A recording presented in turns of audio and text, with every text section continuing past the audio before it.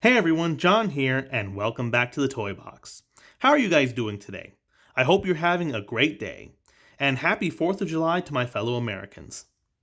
Last week, we compared the Pokémon Center Sitting Cuties Plushes of the 2nd and 3rd generation pseudo-legendary Pokémon base forms. That was Larvitar, Bagon, and Beldum. If you missed that video, be sure to check it out. Link is in the description below. Today, we are looking at their fully evolved forms. That's right, we have the Pokémon Center Sitting Cuties Plushes of Tyranitar, Salamence, and Metagross. After we've taken a good look at each one, we're going to compare them. So let's get started. First, we're going to take a look at Tyranitar, the pseudo-legendary Pokemon of the 2nd generation. Now, I love this Pokemon. When it came out in the 2nd generation, I liked to use it to counter Ho-Oh. And while it wasn't really fast, it made up for that with its attack and defenses. There were only two things I didn't like. First, you can't get Larvitar until you hit the very end of the game, which was a drag. And second, Rock-type moves weren't as strong at that time, and they were really not accurate. But other than that, it was a solid Pokemon that I used in a lot of my Pokemon Stadium 2 teams. Let's take a look at the plush. So we can start off with the head. Now, Tyranitar is a Pokemon that spends all its time roaming the mountains looking for a fight. And this is the expression I would expect on a Pokemon like that. So it's not smiling, it's more of like an angry, maybe minor inconvenience face. Tyranitar's eyes are embroidered right here. And it's kind of hard to see, but you can see nostrils right underneath the eyes. The head has spikes right here. And there are spikes all around this Pokemon in general. Now let's take a look at the back here. On Tyranitar's back, first of all, we have a layer of armor around this Pokemon. It covers the entire back, and it actually covers the front too. So this is a really nice detail for the plush. If we look here on the back, you can see rows of spikes. There's a row going up and down here, and then there's another row of spikes coming down the side right here. And there's 3 spikes in each row. There are some embroidered triangles here, and we can see another set of embroidered triangles right here in the front too. Now, also on the body, you can see the blue underside, the blue belly right here, and we also have another blue section on the back. And the lines here have stitching to mark out that detail. If you look at Tyranitar's tail, we have some fabric here which makes up the row of spikes, or the spikes that go around the tail. And then we have lines to show the details for the tail right here too. Now let's take a look at the arms. The arms here are pretty short, just like for the Pokemon. And the details, the lines here are sewn in. And we have 3 claws at the end. You can take a look at the other side here. And the same thing kind of goes for the legs. There is a layer of armor right here with embroidered triangles on each leg. And there are 3 claws at the end. You can take a look at the other leg here. And lastly, we have the tag. Now, this is the old Sitting Cuties tag, since this was 2nd generation and not 3rd. And here's the back. Then here are the 3 tags underneath the plush. Now for sitting, all the beans, the pellets, are located right here underneath Tyranitar's tail. So it balances pretty well. The body kind of rounds out at the bottom, so a lot of times if you just sit Tyranitar down, he'll kind of go to the side, either this side or this side. But if you flatten it, it will balance pretty perfectly. So there you go, that's Tyranitar sitting. Well anyways, while Tyranitar takes a few more minutes to sit, let's take a look at Salamence. So, Salamence is one of the 2 pseudo-legendary Pokemon of the 3rd generation. Honestly, I was kind of resistant to Salamence at first. If you look back at the time when Pokemon Sapphire and Ruby came out, you might remember that these games did not carry over all of the Pokemon from the first 2 generations. One of the Pokemon that was left behind was Dragonite. and I kind of felt that Salamence was just a replacement for Dragonite. It wasn't until I decided to completely finish the Sapphire Pokédex that I read Bagon's story. Now, Bagon had this ambition to fly, and a mutation caused by its sheer determination made it evolve into Salamence and grow those wings. Now, that story made me a believer, and thus I'm a fan today. Let's take a look at the plush. So we can start off with Salamence's head. I love the color. I love this blue. I had to take a second look at the Pokédex to see if this was the right blue for Salamence, because it looked a little light, but it looks close enough. We can see the eyes are embroidered here. We have two red ridges coming across the head. We have the nostrils sewn in right here. There's a little bit of white underneath with a red patch on the neck. The edge is embroidered. And then we have these spikes. They're pretty soft, but I'm pretty sure that they're supposed to be hard on the Pokemon, but they're soft here on the plush. There are 3 spikes on the side of the head. You can turn it around and you can see the other side. Now, one thing I would have to, if I had to describe Salamence with 2 words, it would be streamlined and smooth. That's what the Pokemon looks like to me. Just the design of the body just looks streamlined. Almost makes me think of a swimmer with just how aerodynamic or hydrodynamic it looks like. And you can see that all around the body. Here's the tail. And then you can see the underside. We have a little bit of a red underside here. I want to pay attention to the shell a little bit because that looks like it's an additional layer of fabric here. It's just kind of a little, and it's a little tougher than the rest of the plush, which I liked. I liked that about Bagon, that the shell pieces on its head were tougher than the rest of the plush. The shell here is white. The details are sewn in, and it is attached to the plush in several spots over here. Now, for the legs, all of the legs are pretty much the same. We can take a look at them here. They're all pretty short. They are stuffed pretty firmly, and they have 3 claws on the end. So here's one. Here's one of the front legs. Here's another front leg. And here's a back leg. And let's take a look at the wings. Now, the wings are very interesting.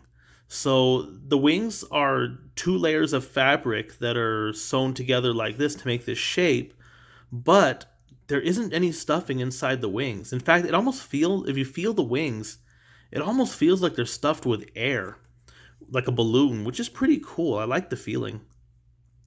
I like the feeling of these wings. And lastly, we can take a look at the tag. So here's the front, and here is the back. And then we have the tags here. Now for sitting, this is the easy part.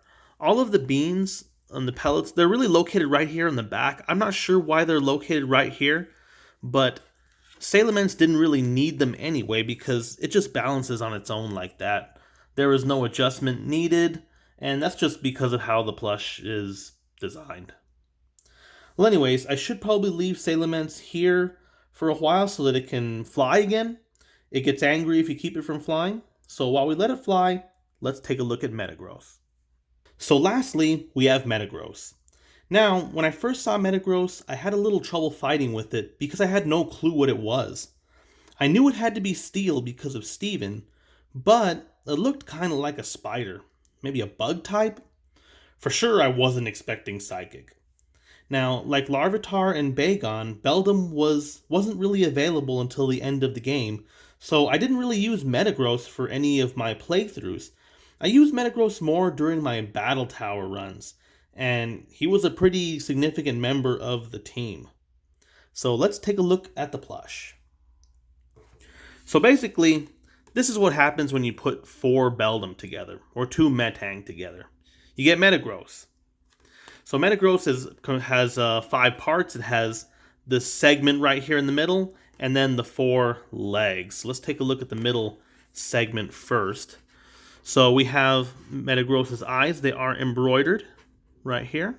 It's red and black. I like all the lines that are here all around the the plush. Now, Metagross is supposed to be a steel type, which means it's supposed to be a pretty tough Pokemon. Hard to make into a plush form. But these lines will do a good job of showing where all the corners would be. All the edges and corners. So those are good details to add onto the plush. We have the X right here. They are attached right here with these stitches. I kind of wish that they would have found another way to attach them, because on the Pokemon's design, you don't really see these details here. It's just a smooth X. So I wish they found a different way to attach it. We have some black parts right here.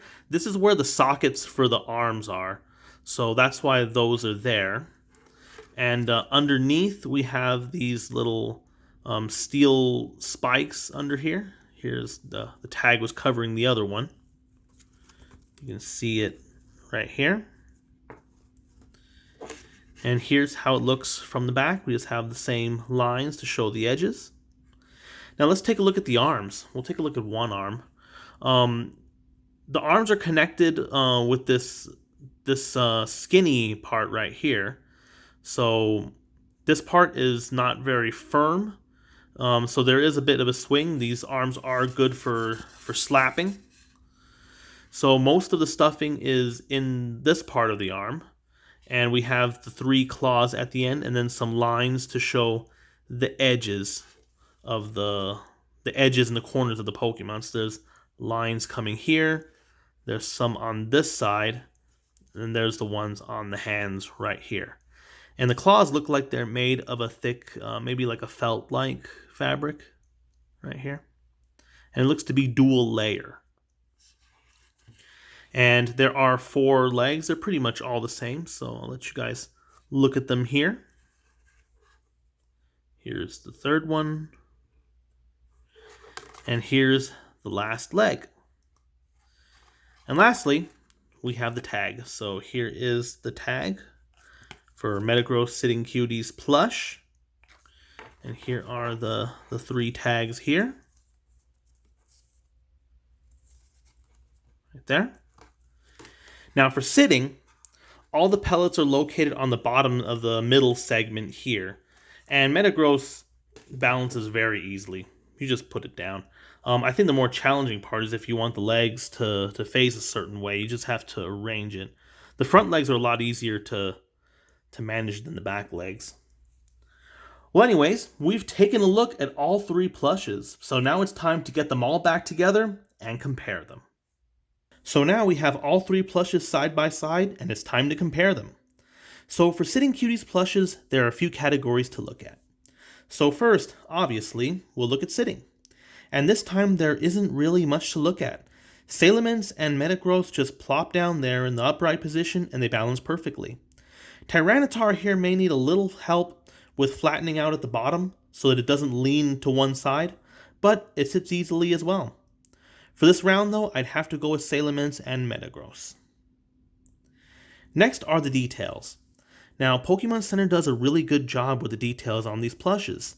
Now, some of the details may look a lot smaller and may look a little awkward compared to the base forms of these Pokemon, but you need to remember that the final evolutions scale down way more than the base forms because the Pokemon were bigger to begin with. I'm talking mostly about Tyranitar's tail here, with these spikes, and Salamence's ridges right here. Now, one thing that I do want to point out is that the stitching here on Metagross does bother me, because we shouldn't be able to see this. And I kind of wish that they would have figured out a different way of attaching this X without doing those stitches right there. So for this, I would need to give this category to Salamence and Tyranitar. So next we have durability. Now, my plushes have it easy. They just sit there. But if you're giving these to active kids, then you might need to prepare for some mayhem. Now, Tyranitar is well built. All of the details here are sewn in several places, so even if they do come apart, the plush will still be together. I think the only concern that I would have would be the tail here, where this piece might have some issues if Tyranitar is played with roughly. For Salamence, Salamence is pretty well built. I think the only weakness here might be the wings because of how skinny this part is right here. But I think that you would have to be pretty rough. Salamence would have to be taking some pretty heavy damage in order for this to be harmed. So Salamence is built pretty well. And I think Metagross is the most solid out of all of them. Everything about the plush is pretty solid. The only thing that I'll bring up is the same thing I brought up about Beldum, and that's these claws right here. These look like they are double layered, maybe a double layered type of felt, and you don't want to submerge this into water too much because in my experience, plushes that have this stuff will tend to split a little bit. So you don't really want that. But despite that, I think I would have to give the edge for durability over to Metagross. Now, for the last category, we have firmness. Now, Tyranitar is in the middle. Not too hard, not too soft. It has the perfect amount of give, in my opinion. Salamence is tougher, but not as much give. I do like the fact that the shell on the bottom is a little firmer, just like with Bagon. And the wings are just very interesting. They feel like they're stuffed with air, and I really like that feeling as well. And Metagross is by far the toughest one, the firmest one there. So who is the winner here? I can't really say because it depends on how you like your plushes. I like mine somewhere around the middle, so Tyranitar is the winner for me. So there we have it, a comparison of all three plushes. So let's go ahead and take a step back and admire them. Well, this has been the Pokemon Center Sitting Cuties Plushes of Tyranitar, Salamence, and Metagross. What do you guys think of these plushes, and which one is your favorite? Let me know in the comments. If you are interested in adding any of these Pokemon to your collection, I will put a link to Pokemon Center in the description. At the time of filming, they are going for $10.99 each. Well, that's all we have for this week. I really hope you enjoyed today's video. Thank you so much for watching, and as always, rate, subscribe, and don't stop playing.